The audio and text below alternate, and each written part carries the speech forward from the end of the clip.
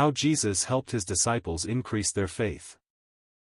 In Luke 17 verses 5 to 10, the apostles ask Jesus to increase their faith. How does Jesus help them? In two ways, both of which are by telling them truth. So even in the way he responds, he shows us that faith comes by hearing. Knowing certain things should increase our faith. First, he strengthens our faith by telling us in Luke 17 verse 6 that the crucial issue in accomplishing great things to advance the kingdom of God is not the quantity of our faith, but the power of God.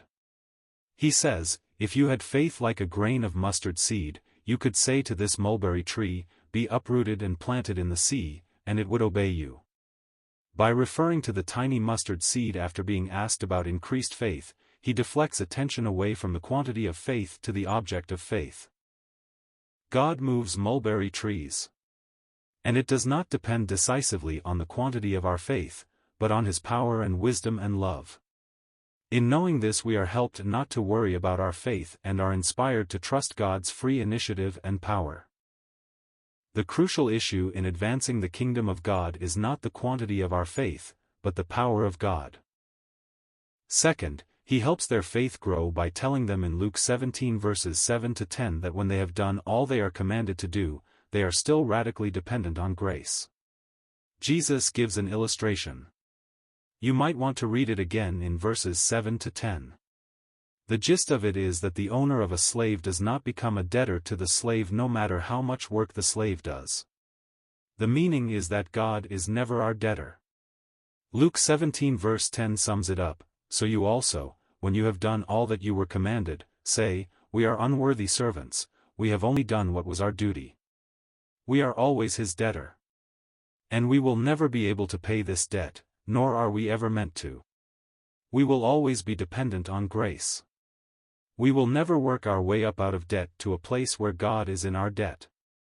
Who has given a gift to him that he might be repaid?" Romans 11 verse 35.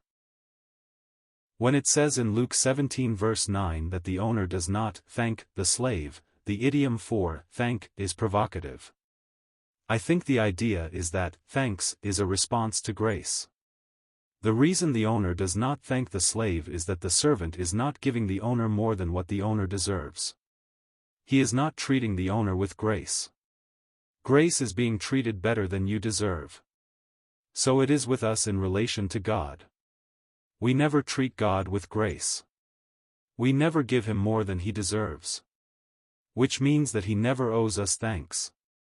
God never says, "Thank you," to us. Instead, he is always giving us more than what we deserve, and we are always owing him thanks. So the lesson for us is that when we have done all we should do, when we have solved all our pastoral care problems and fixed the attitudes of all our people and mobilized the most missions and loved the poor and saved marriages and reared godly children and boldly proclaimed Christ, God owes us no thanks. Instead, we will at that moment relate to him as debtors to grace just as we do now. This is a great encouragement to faith. Why? Because it means that God is just as free to bless us before we get our act together as he is after.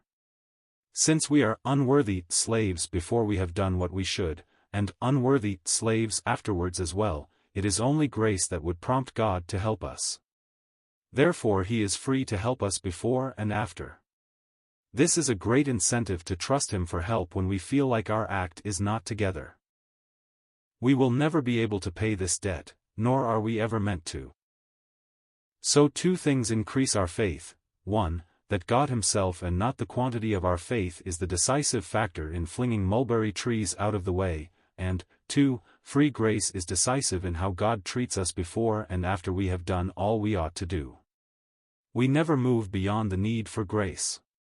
Therefore, let us trust God for great things in our little faith, and let us not be paralyzed by what is left to be done in our lives and in our church.